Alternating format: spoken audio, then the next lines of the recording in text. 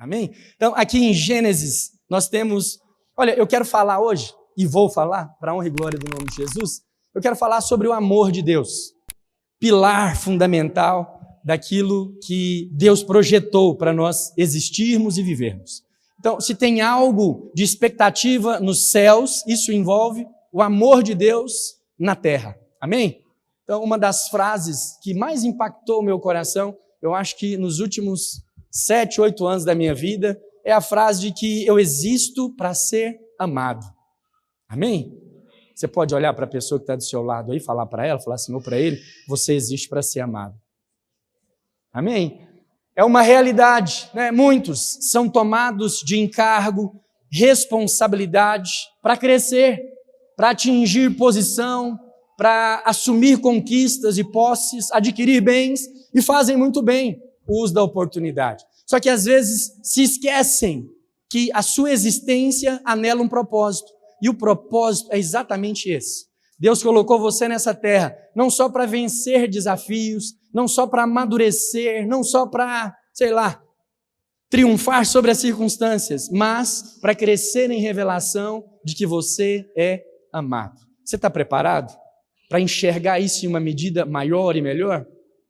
Então, antes de falar, embora isso nunca funcione, mas eu também não me canso de tentar fazer, eu vou tentar contextualizar a minha pregação. Então, eu trago um esboço aqui para pregar para você, e eu fiz um contexto aí.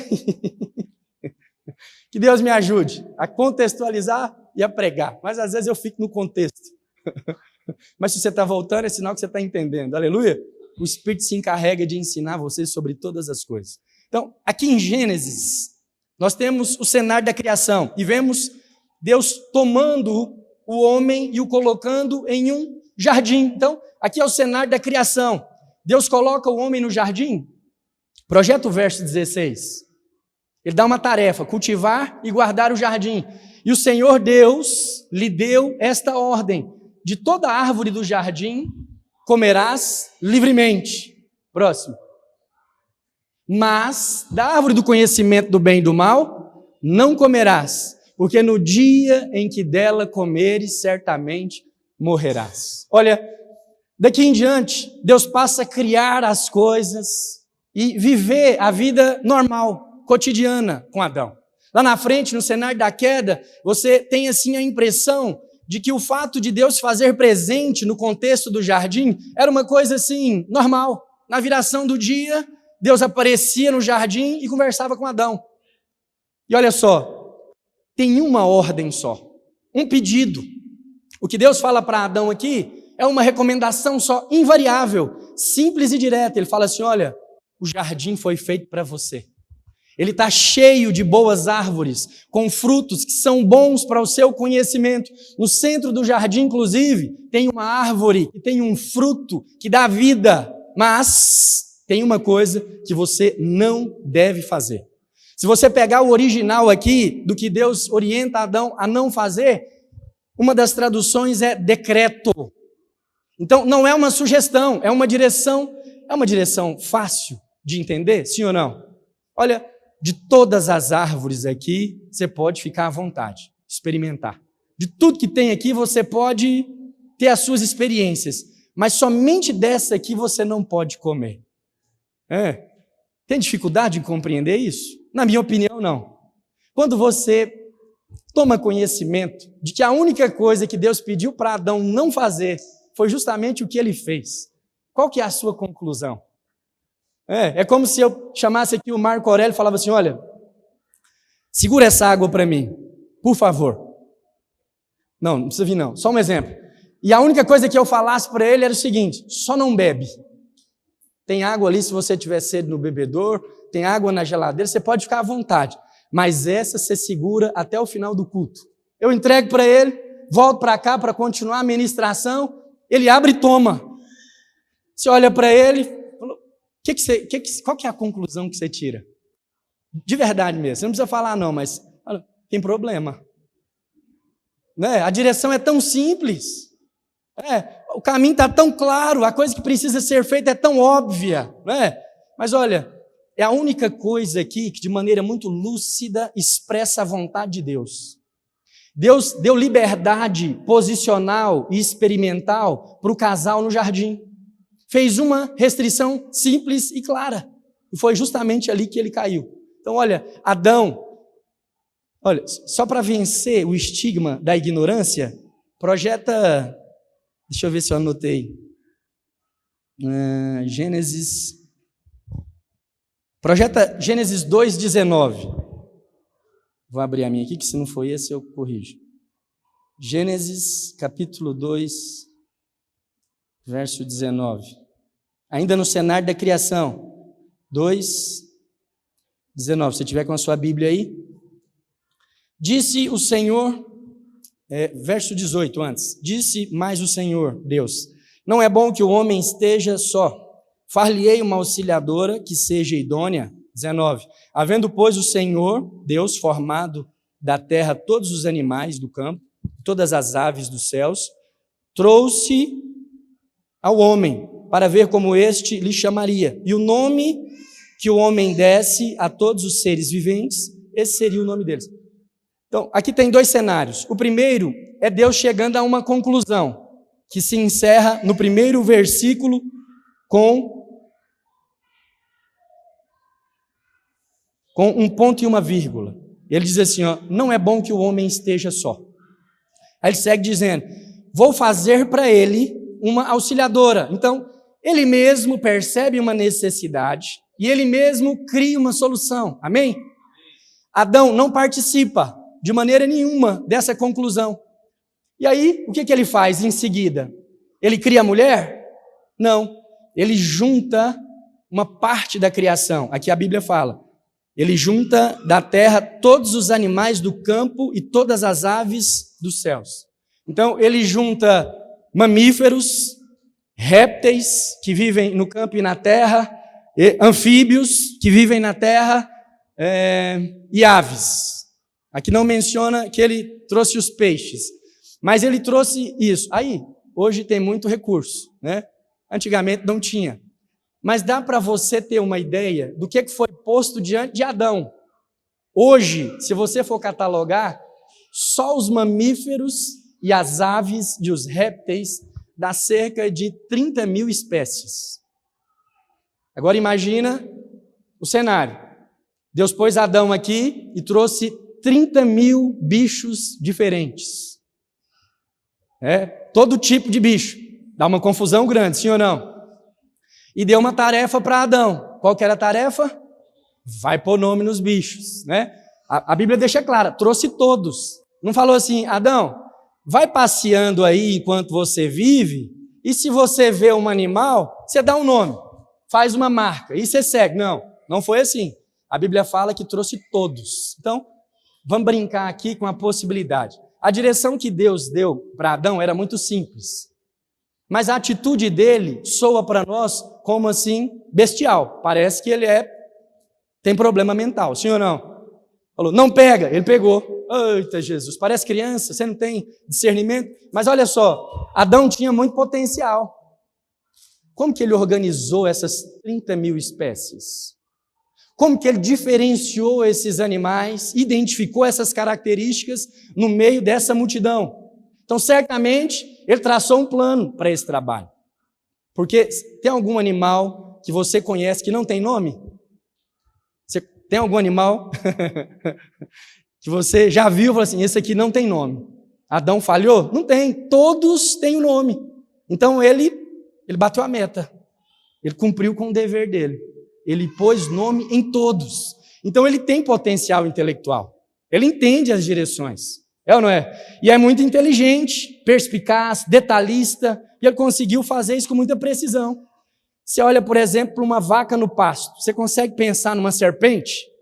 Não, você olha e fala assim, isso é vaca, tem cara de vaca, faz o barulho, olha lá, até o andado é de vaca. Então, ele foi muito pontual, preciso no que ele fez. Então, Adão, ele não consegue cumprir com a vontade de Deus, mas não é porque ele é bobo, ou porque ele não entendeu a direção. Não, ele tinha força intelectual. Ele era imagem e semelhança de Deus.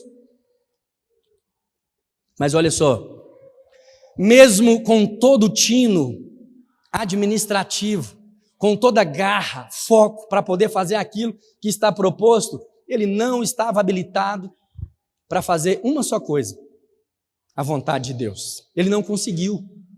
A única coisa que Deus restringiu de fazer, ele deixou em aberto. E aí você segue a história do homem, você vai ver que no capítulo 3, ele e a mulher falham naquilo que Deus havia recomendado e eles são expulsos do jardim. Isso promove um monte de problemas, até que lá no final do livro você percebe que com a morte de José, agora esses descendentes de Adão estão escravizados no Egito. E Deus, por ouvir o clamor daquele povo escravizado, levanta um Salvador, levanta Moisés e dá uma tarefa para Moisés.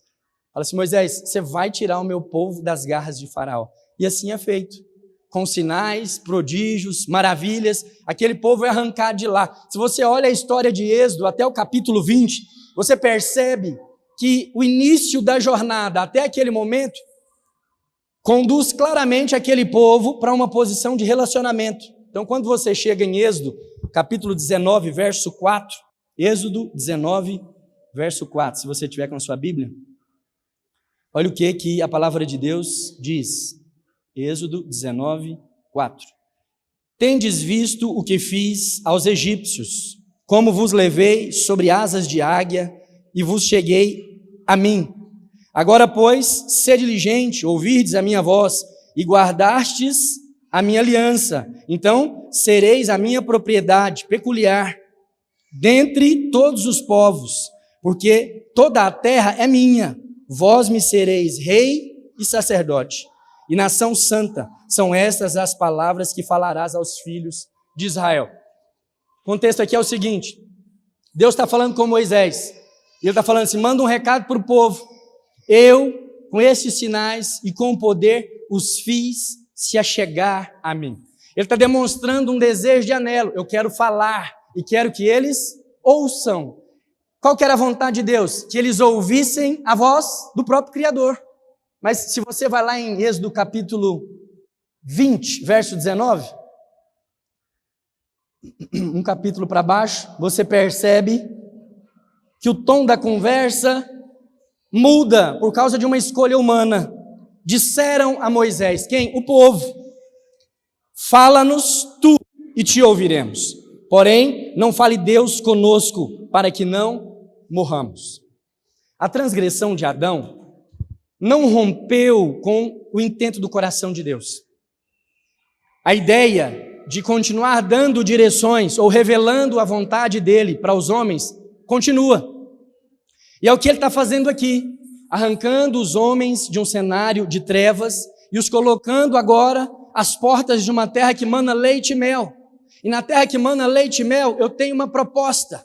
Eu quero que os filhos de Israel ouçam a minha voz. E eles resistem.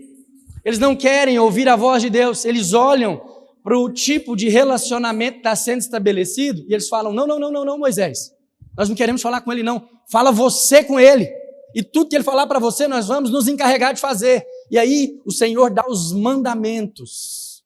Lembra da dificuldade, que parece até boba, de cumprir com a vontade de Deus lá no Éden? Não come do fruto que ele comeu?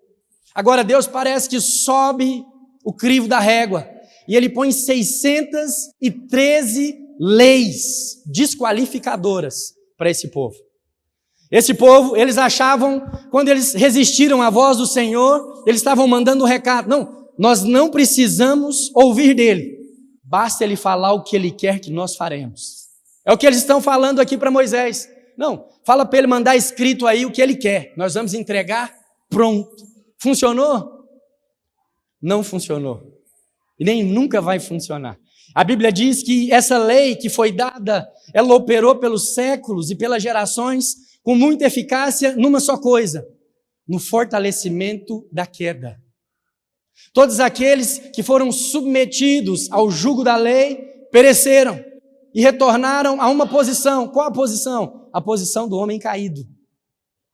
A ponto de gerar uma necessidade na terra. Qual necessidade? A necessidade de que o próprio Deus viesse restabelecer essa linha de comunicação sonhada. Amém? Projeta João, capítulo 3, verso 23. João 3, 23.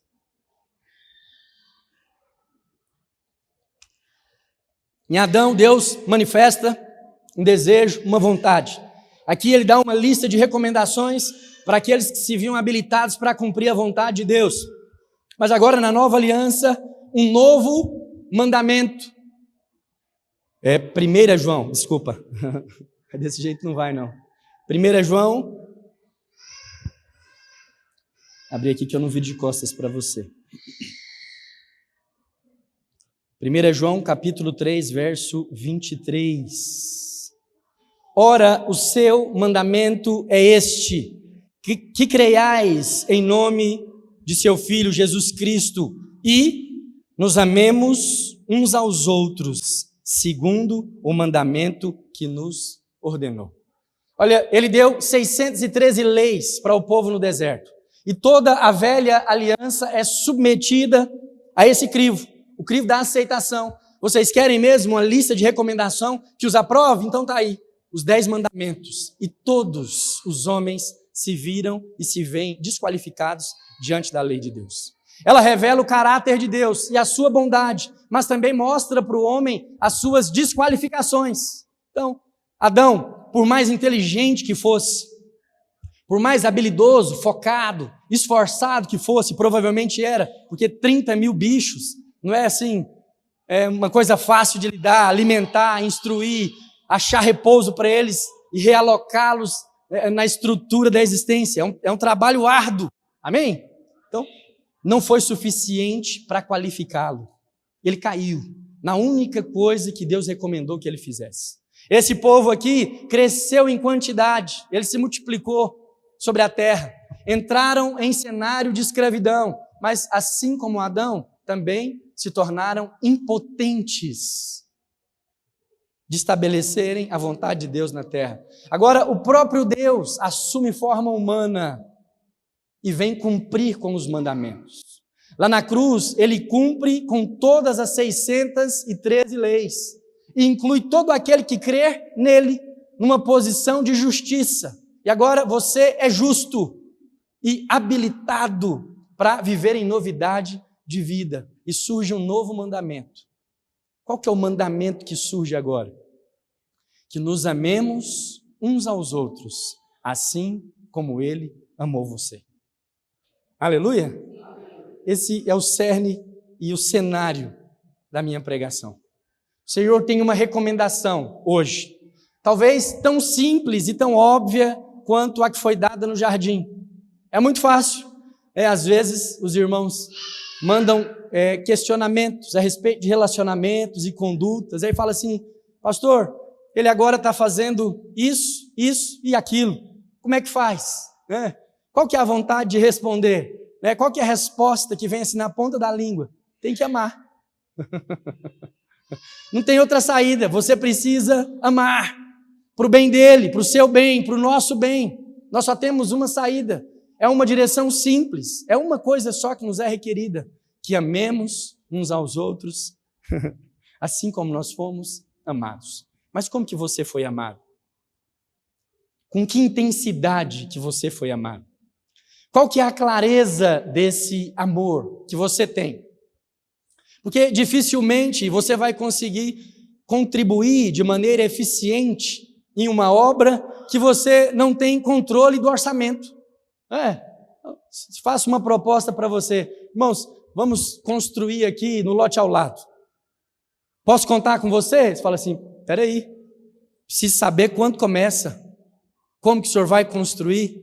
O senhor tem uma programação, um projeto, sim ou não? Pelo menos alguém sensato vai querer saber essas coisas. E olha, o Senhor nos faz uma recomendação na nova aliança. Ele fala, olha, toda essa obra envolve um só anelo, um só ponto fundamental.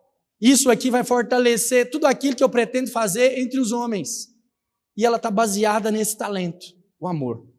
Vocês precisam compreender o quanto são amados. E vocês precisam expressar esse amor. Porque ele vai ser um testificar, um testemunho de que o meu amor está em vós. Se você voltar lá no cenário da queda, você vai perceber que o que acontece com Eva é um engano. A serpente fala para ela a respeito daquilo que ela era. Ela era a imagem e semelhança de Deus. E ela chega ali com uma conversa mole e fala para ela assim, então, como é que foi mesmo que ele falou? Você não pode comer de nada do que tem aqui? Ela fala, não é assim. Posso comer do que eu quiser. É só dessa árvore aqui que eu não posso comer. E nem tocar. Você não vê que no texto bíblico não tem essa recomendação. Mas até então está tudo bem. E a serpente lança a seta. O que ela fala? Não é bem assim. Não é isso a verdade completa. A verdade é que se você comer, você vai se tornar como ele é. Só que Deus, quando projetou o homem, ele decidiu fazer o homem e a mulher a sua imagem e segundo a sua semelhança. Então ele gera uma crise de identificação, uma confusão, e agora a mulher passa a buscar uma nova versão de si mesma, como se não tivesse. E o que ela faz para isso? Pontualmente atende às recomendações da serpente, desconstruindo ou desconsiderando aquilo que Deus pretendia que eles fizessem e faz a vontade do maligno. Não mudou.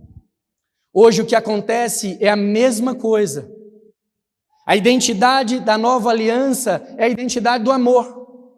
Os céus agora estão abertos para aqueles que estão em Cristo Jesus. O Espírito Santo desceu sobre você, te revestindo, te qualificando para viver aquilo que Deus projetou para que você vivesse.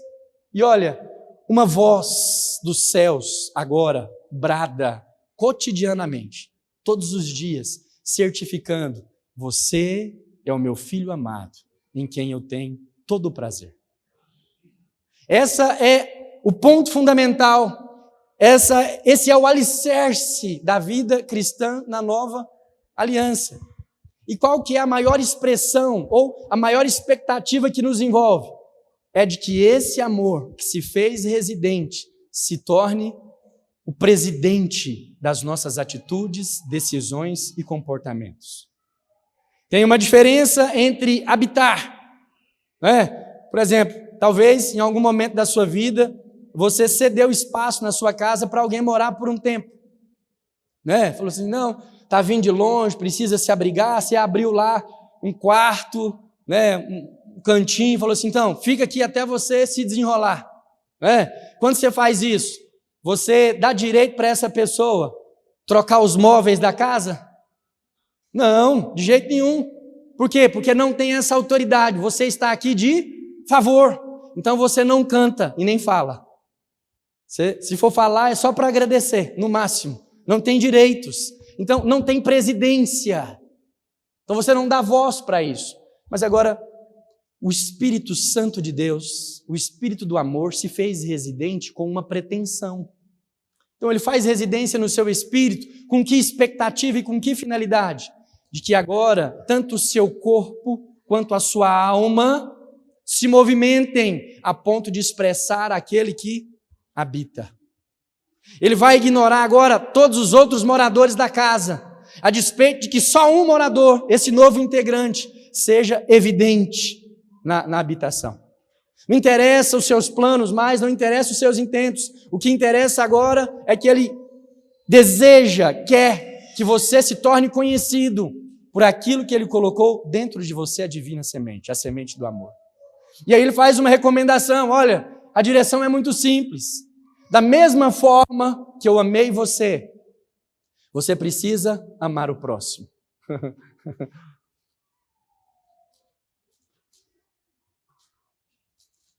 Amar o próximo seria muito fácil se o próximo fossem só os seus filhos.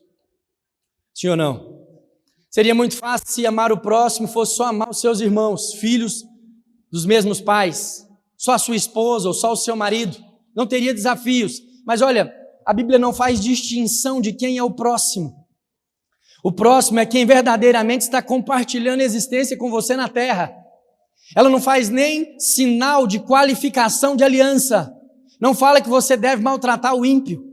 Pela conduta e o parecer de Jesus na terra enquanto vive, você vê que muitas das vezes ele é muito mais amoroso com o ímpio, com aquele que está separado da promessa, do que com o religioso, o crente ali pontual, da regra, da lei, sim ou não? Os maiores aspectos de firmeza de Jesus foram muito pontuais, foram contra os fariseus. Eles foram chamados de hipócritas, mentirosos, raça de víboras. Por quê? Porque eram religiosos, duros e insensíveis no que diz respeito à missão de Jesus. E qual que era a missão de Jesus? Manifestar amor para aqueles que estavam perdidos. A que ponto? A ponto de convencê-los de que essa é a jornada que nos está proposta e é o melhor caminho para ser seguido. Aleluia? Glória a Deus. Então, olha só, em Lucas, capítulo 7, a partir do verso 37, nós temos uma história, eu não sei se você conhece, Lucas 7, a partir do verso, pode colocar a partir do verso 36. Então, é um cenário onde Jesus é convidado por um fariseu para um momento que parece ser de celebração. E olha, o fariseu, ele é uma pessoa de posses, de posições. Então, essa não é uma festa comum para o populacho. Essa é uma festa específica. E o convite para Jesus é um convite para inseri-lo nesse contexto da cidade, nesse contexto da população. Então, diferente de uma festa que a prefeitura poderia promover, essa festa ela é feita com recursos privados. E são distribuídos os convites muito pontualmente. E ela acontece no cenário da casa de Simão. E a Bíblia diz o seguinte: convidou-o um dos fariseus para que fosse jantar com ele. Jesus, entrando na casa do fariseu, tomou lugar à mesa. E eis que uma mulher da cidade, olha a característica da mulher, não se menciona o nome, mas faz menção da sua conduta, pecadora, sabendo que ele estava à mesa na casa do fariseu, levou um vaso de alabastro com unguento, e estando por detrás, aos pés, chorando, regava com as suas lágrimas e os enxugava com os próprios cabelos. E beijava-lhes os pés e os ungia com unguento. Verso 39. Ao ver isso, o fariseu que o convidara diz consigo mesmo: se este fora profeta, bem saberia quem é a mulher que lhe tocou, porque é pecadora. Olha o detalhe aqui da Escritura. Ele fala consigo mesmo. Você já teve essa experiência? Ele não disse com voz audível. Ele conversou para dentro. Ele tirou uma conclusão. Ele olhou e falou assim: rapaz, será que esse cara é profeta mesmo? Porque ele não poderia estar sendo tocado por uma prostituta. Não poderia estar sendo tocado por essa mulher. E ele está ali tranquilo. E ela ali tocando nele. Isso não deveria estar acontecendo. Será que ele é profeta mesmo? E aí, Jesus. Dirigiu-se Jesus ao fariseu e lhe disse: Simão, uma coisa tenho a dizer-te. E ele respondeu: dize-a, mestre. Certo credor tinha 2 devedores. Um lhe devia 500 denários e o outro 50. Não tendo nenhum dos 2 com que pagar, perdoou-lhes os 2. Qual deles, portanto, o amará mais? Respondeu-lhe Simão: suponho que é aquele a quem mais perdoou. Replicou-lhe Jesus: julgastes bem. E voltando-se para a mulher, disse a Simão: vês esta mulher? Entrei na tua casa e não me deste água para os pés. Esta, porém, regou os meus pés com lágrimas e os enxugou com os seus cabelos. Não me destes ósculo. Aqui está ósculo? É beijo. Não me destes beijo. Ela, entretanto, desde que entrei, não cessa de me beijar os pés. Verso 46. Não me ungiste a cabeça com óleo, mas esta com bálsamo me unge os pés. Por isso te digo, perdoados lhe são os seus. Não é só pecado. A evidência de que era uma pecadora não era só uma conclusão íntima de Simão. Era uma coisa pública, notável, seus muitos pecados. Aqui Jesus está falando, perdoados são suas muitas transgressões. Vamos brincar aqui com o cenário. O pastor decidiu fazer uma ceia de Natal. E montamos aqui o cenário para a festa. Compramos a comida. E estamos aqui festejando e eu estou aqui tendo comunhão. De repente, entra ela, prostituta, com aquele vestido vermelho, justo, colado no corpo, dando todos os sinais de que ela era exatamente aquilo que ela praticava. Porque ela não é chamada pelo nome, ela é chamada pela prática. Então, ela tinha o andado do pecado. Se o pecado é prostituição, ela se vestia como prostituta. Andava e falava com esse parecer da prostituição. Ela vinha com evidências. Agora imagina, nós estamos aqui, entra essa moça com essa etiqueta. E aí você bate o olho, cidade pequena, você fala, sei bem quem é. Só que ela se põe aqui atrás de mim, põe a mão no meu ombro e começa a massagear, por exemplo. Um homem casado, pastor da congregação, qual que é a perspectiva? Com que olhos que nós olhamos, né, para essa atitude? Então, olha, era esse o constrangimento desse contexto.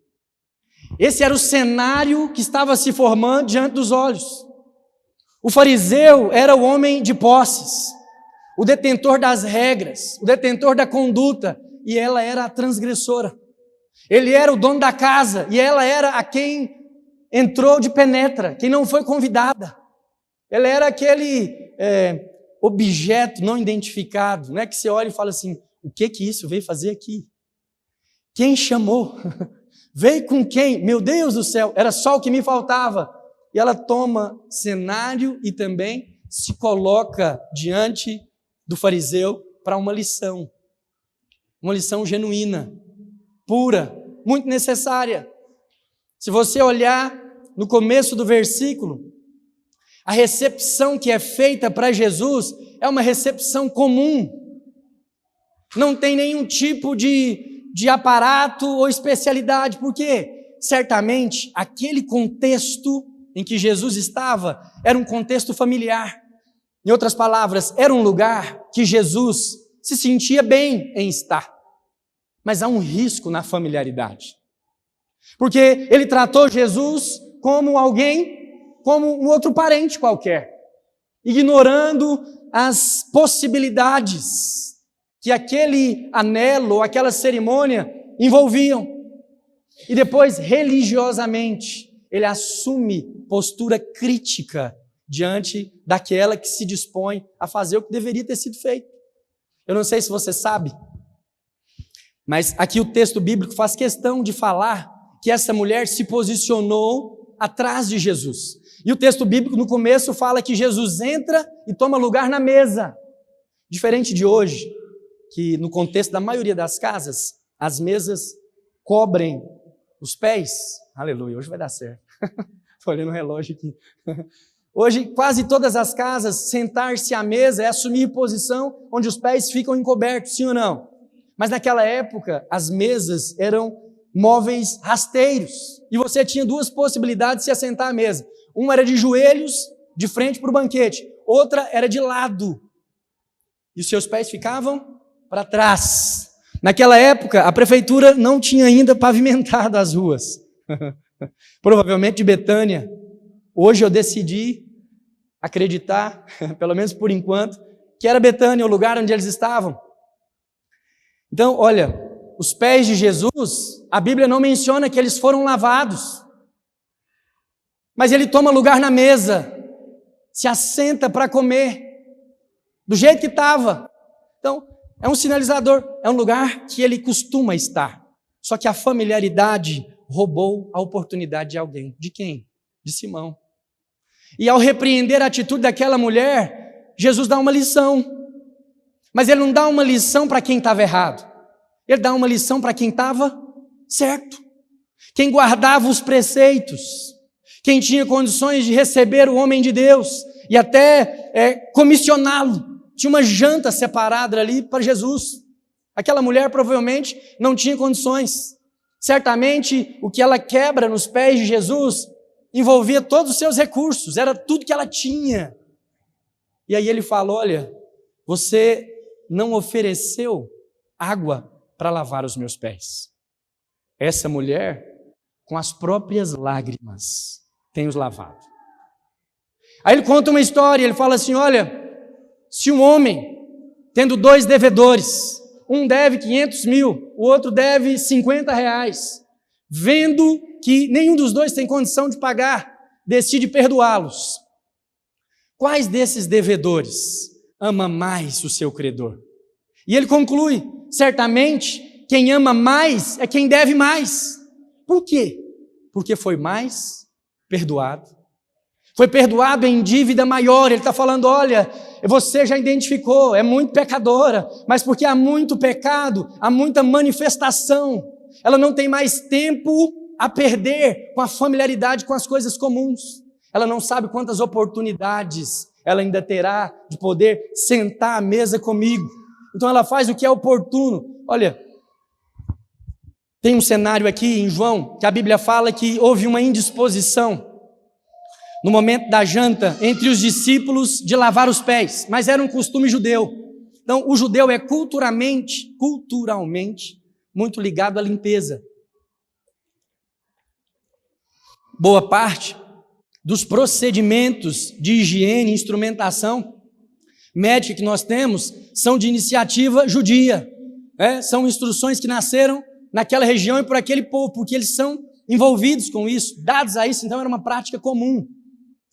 Mas aqui, ela não está lavando com água. Não, está lavando com água, mas é uma água que tem uma fonte específica. Ela não pegou a água no poço, ela não pegou a água na botija, em nenhum outro lugar. A água saía dos olhos. E ela regava os pés de Jesus com a água que saía dos olhos. Eu não sei se você já parou para avaliar, mas tem coisas que propositalmente acontecem na Bíblia para nos dar, assim, pontos de reflexão. E os olhos na Bíblia são sinais de percepção, sensibilidade, discernimento. Então, olha só, por que ela lava com as águas dos olhos? A água na Bíblia, em quase todos os momentos, apontam para a palavra de Deus. Então, quando Jesus lava os pés dos discípulos, e ele fala assim para Pedro: olha, essa é uma maneira de você se associar a mim. Se eu não lavar os seus pés, você não pode ter parte comigo. Então ele estava falando assim: ó, eu sou o verbo, eu sou a palavra. Se a palavra de Deus não remover a poeira do mundo, você não consegue se associar a mim, nós não temos aliança. Pedro entendeu, ele fala assim: não, então pode lavar o corpo inteiro. É o posicionamento dele, ele vai de 0 a 80, ele dá um salto. Por quê? Porque ele entendeu. Essa mulher lavava com uma fonte de uma percepção e de um discernimento. Não é por acaso que ele menciona as transgressões daqueles que deviam diante de um credor. Ela tinha uma percepção de que havia sido muito aceita. Que no caso dela havia sido liberado muito perdão. Então ela olhava e aquela realidade enchia de uma forma tão especial o seu coração, a ponto de transmitir água pelos olhos. O cabelo para uma mulher judia é a coisa mais valiosa que tem. Então a mulher judia, ela não mostrava o cabelo senão para o seu marido. Ela não podia sair por aí mostrando, mas olha, essa mulher era um pouquinho diferente. Certamente ela era mulher de alguns homens, talvez muitos homens. Mas a Bíblia fala que todo o apreço, expressão e reputação agora são úteis para limpar os pés daquele que a perdoou. Ela está abrindo mão de uma aparência própria. Ela está se abdicando. Se você olhar para o cenário de tudo que acontece, certamente quando ela entrou na igreja do fariseu, no ambiente, era culto de ceia, todo mundo olhou para ela. E ela não deu nem moral. Caçou diante da multidão onde é que o mestre estava. Foi para trás dele. Por quê? Porque não tinha outro lugar. Sabe por que ela ficou atrás de Jesus? Porque a mesa, como eu te mostrei aqui, ela era ocupada dessa forma. Então, ou ele estava inclinado, uma outra pessoa do lado dele, e as pessoas iam sentando ao derredor. Então, não tinha lugar para ela na mesa. Ela ficou fora da mesa. O alimento que estava sendo servido não era para ela. A proposta ali de comunhão e de celebração não a incluía. Mas olha, nem isso conseguiu reprimi-la. Tirar do coração o desejo, o anelo que levava ela até aquelas circunstâncias. E a Bíblia fala que ali ela despejou um óleo de unguento nos pés de Jesus.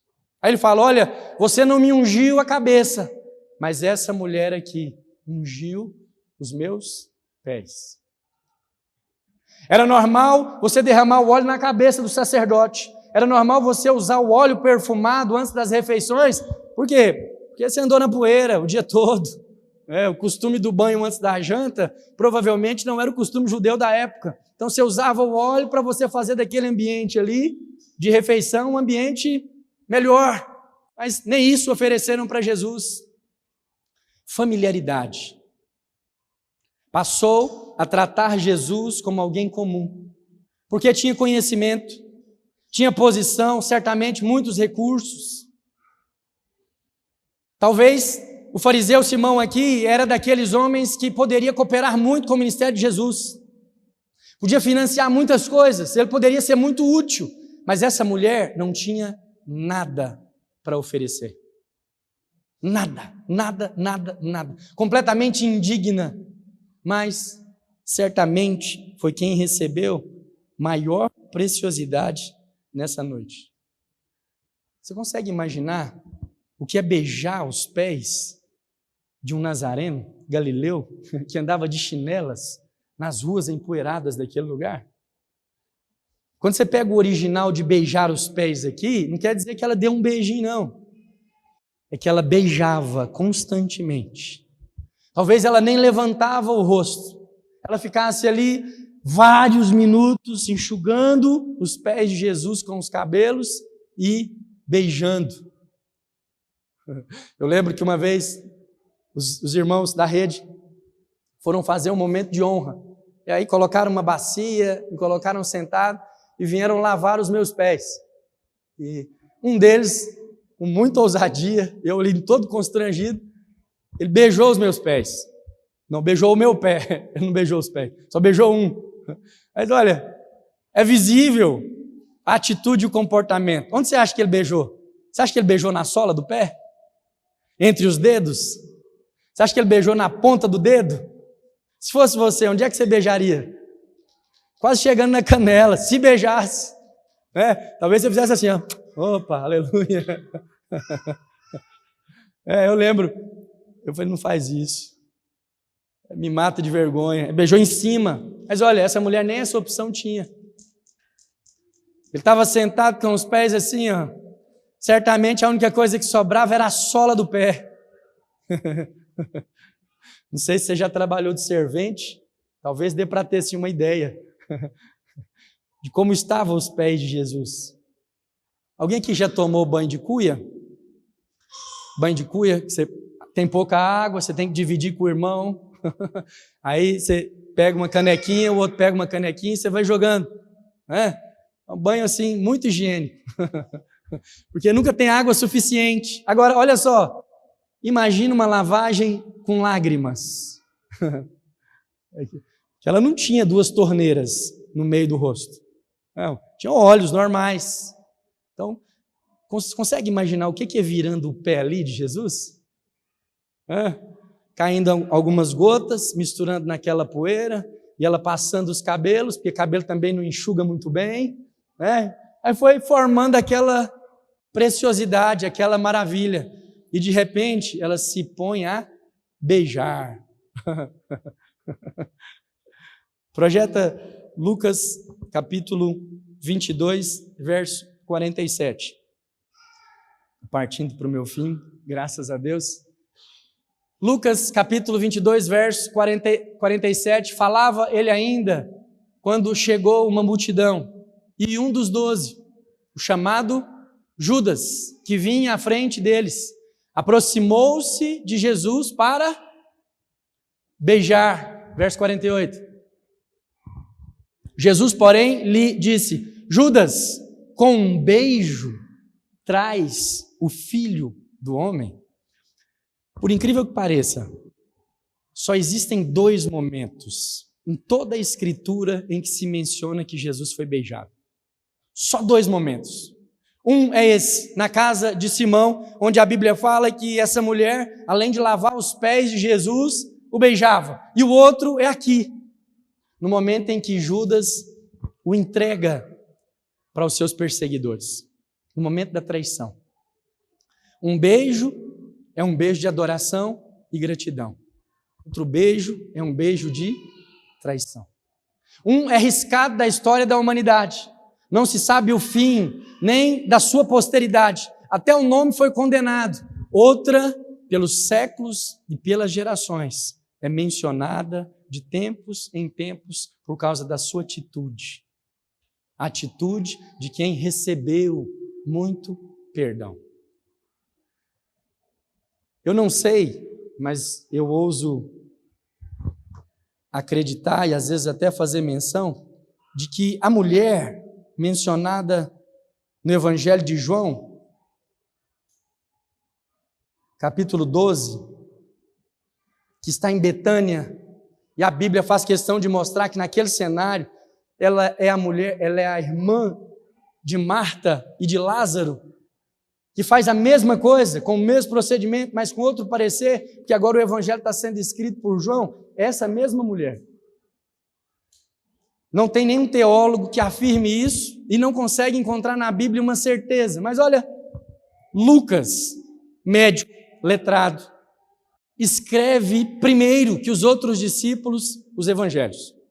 Ele acaba se tornando uma referência. E Lucas, pela distância dos acontecimentos, ele não tem uma perspectiva interna de como os discípulos viam aquele cenário.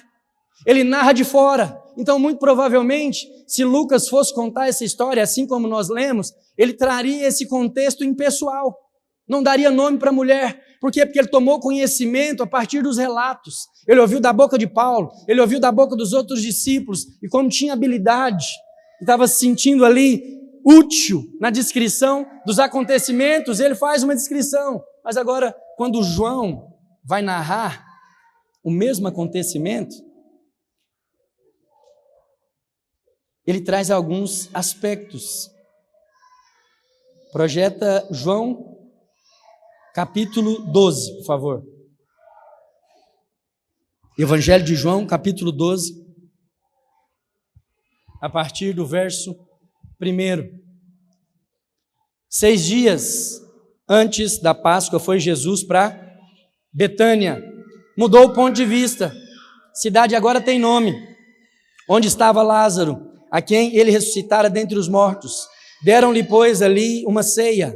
Marta servia, sendo Lázaro um dos que estavam com ele à mesa. Então, Maria, tomando uma libra de bálsamo, de nardo puro, muito precioso, ungiu os pés de Jesus e os enxugou com os cabelos. E encheu-se toda a casa com o perfume do bálsamo. Verso 4. Mas Judas, qual Judas? O traidor, um dos seus discípulos, o que estava para traí-lo, disse: por que não se vendeu este perfume por 300 denários e não os deu aos pobres? Isto disse ele, não porque tivesse cuidado para os pobres, mas porque era ladrão e, tendo a bolsa, tirava o que nela se lançava. Jesus, entretanto, disse: deixe-a, que ela guarde isso para o dia em que me embalsamarem, porque os pobres sempre os tendes convosco, mas a mim nem sempre o tereis. Então, eu sou levemente inclinado a acreditar que é o mesmo acontecimento, só que de uma perspectiva um pouco diferente. Perspectiva de João, de quem estava lá no local, conhecia os personagens. Ele fala aqui, de que o cenário da conversa é proposital, mas ele abre para a inclusão de alguém que se manifestou diante do desperdício. E não é o fariseu, é um discípulo. Qual discípulo? A Bíblia menciona que era aquele que tinha potencial de traí-lo. E como que ele trai? Com um beijo. Parece que ele aprendeu uma lição com o beijo. Parece que ele viu que o beijo era uma forma, um mecanismo de agradar e de fazer as coisas. Ou às vezes ele se apropriou dessa posição, dessa oportunidade. Falou, nunca vi nenhum dos dois beijá-lo, exceto aquela mulher que fez aquele desperdício, o qual me expôs diante de todo mundo. Ele vem com um beijo entregar a Jesus. O nome que eu dei para essa palavra é os primeiros passos do amor. Os primeiros passos do amor, eles têm uma direção muito clara. O mandamento da nova aliança é de que nós nos amemos com a mesma intensidade, oportunidade, intensidade, disposição a qual nós fomos amados. E essa mulher se faz escola para nós. Não podemos dar sem antes receber. Às vezes você até entende, como Adão entendeu as recomendações, como o povo no deserto considerou que teriam recomendações a serem atendidas e feitas com a mente. Mas olha, o amor precisa ser uma experiência. E os primeiros passos que o amor de Jesus manifesta nas nossas vidas são os passos que vão na sua direção. Antes de fazer algo através da sua vida, antes de cumprirmos com o mandamento de amar ao próximo, você precisa ter a sua experiência. Perceber que os seus olhos agora contemplam a direção das pegadas do amor. Se você olha para uma árvore e você percebe que ela está frutificando, você não consegue ver o trabalho das raízes. Você não consegue ver a importância delas naquele contexto. Mas se você a remove daquele lugar, daquela terra, e a coloca numa superfície plana, você vai ver que muito em breve ela muda o seu aspecto. Ela perde as suas folhas, perde a sua aparência. Os frutos, eles começam a definhar e até sumir. O mandamento requer de nós um tipo de fruto. Qual fruto? O fruto do amor. Mas olha, se as suas raízes não estiverem bem consolidadas e firmadas naquilo que é fundamento para a nossa existência, o fruto nunca vai vir. Então, os primeiros passos do amor são os passos que Ele deu na sua direção. E nós só podemos amar uns aos outros se nós percebermos o quanto nós fomos amados. Certamente, ao se encarar, o fariseu olhava e se via dentro do padrão comum da maioria das pessoas. Mas aquela mulher não tinha a mesma opção. Ela se via como a mais reprovada diante dos olhos de todos. O apóstolo Paulo lá na frente, certo de todo esse contexto, tomando ocasião oportuna para os romanos, fala assim, olha, onde abundou o pecado, superabundou a graça e o amor de Deus. Quanto mais você cresce em entendimento e revelação do tamanho da sua inclinação e disposição para os caminhos avessos aos caminhos do Senhor, quanto mais revelação do quanto custou para Jesus o resgate da sua vida, mais amor você recebe. Mais firmamento e consolidação as suas raízes estabelecem. Mais cresce a certeza da frutificação. E olha, melhores são os frutos, mais doces. Aleluia!